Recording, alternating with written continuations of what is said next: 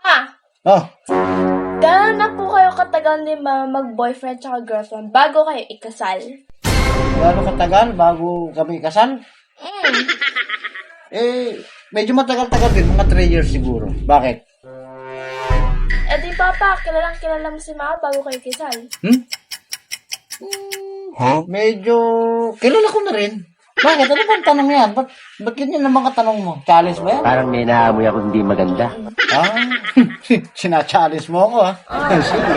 Pa, kung kilala mo talaga si Mama, Oh. magbigay ka ng 4 na katangian ni Mama. 4 na katangian ni Mama? Mm. 4 na katangian ni Mama mo.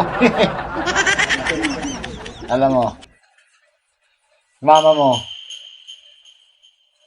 minsan slow mag-isip yan.